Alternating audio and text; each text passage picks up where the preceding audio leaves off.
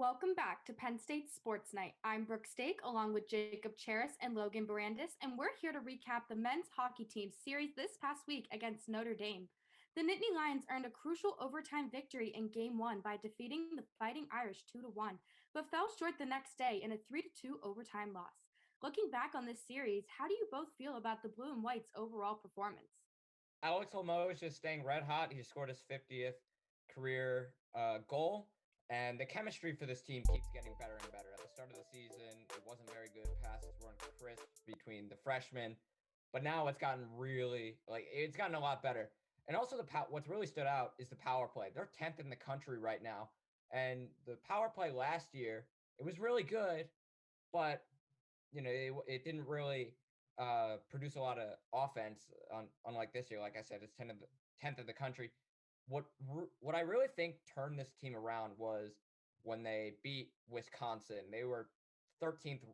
They were the 13th ranked team in the nation, and they have a really good team. And I think this gave the Nittany Lions a lot of confidence, and it will give them confidence going forward.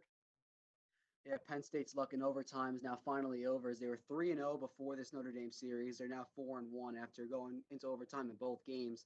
But a huge loss for this Penn State team is losing Arne Talvidia in Game 1 against Notre Dame. The center depth is going to be tested big time in the future if he's unable to return. Obviously, he's one of the best players on this Penn State team. And coming into this Notre Dame series, he had 7 goals and 6 assists so far on the season. And he was coming off a 3-point game against Wisconsin, his last full game he played.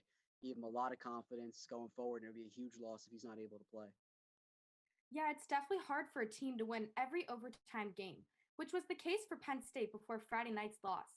What do the Nittany Lions need to work on moving forward so they can win in regulation? 5-on-5 hockey.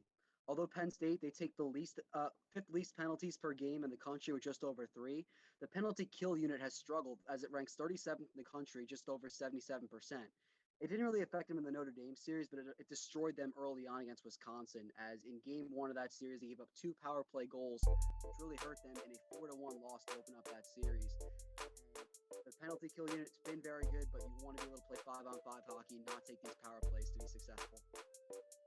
Yeah, and most of these penalties have been tripping, holding, hooking penalties. Penalties where you're getting caught being lazy. You're not moving your feet. You got to skate.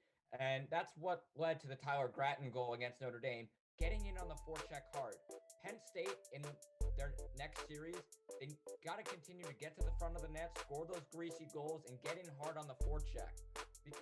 And we know that works, because 2 of the goals in the Wisconsin series were because of guys crashing to the front of the net and going to the scoring areas, because that's how this team plays. Guy Godowski has always emphasized, get shots on net, score those ugly goals, and you'll get rewarded. Oscar Audios, he's been phenomenal in net so far as the season's gone along. He's been moving side to side a lot better. He's more confident facing these shots, and he's had some highlight reel saves so far during this season. And in the Notre Dame series, he played probably his best series since the Michigan State series earlier this month. He was dominant in Game 1 as he only allowed 1 goal, making 31 saves in that game. Then in Game 2, he was great early on, but he folded late as he gave up a tying goal in the third period, then the game winner in overtime, where he saved 24 shots in that game. When the season first started, Penn State didn't really know who was going to start in net between Audio and their other goaltenders that they have. But as the season's gone along and Audio's been getting a lot more confident, Penn State's been really successful, and hopefully that translates into a good end of the season. We'll have to wait and see if Penn State can improve in those areas moving forward. For Jacob Cheris and Logan Bourandas, I'm Brooke Steach. Thank you for watching and have a great night. Thank you for watching this edition of Penn State Sports Night. If you're a fan of our content, please be sure to subscribe to our YouTube channel for more clips. Also, follow us on Twitter at PSSN TV and on Instagram at PSU Sports Night to keep up with all the action. For all my colleagues, we are Penn State Sports Night.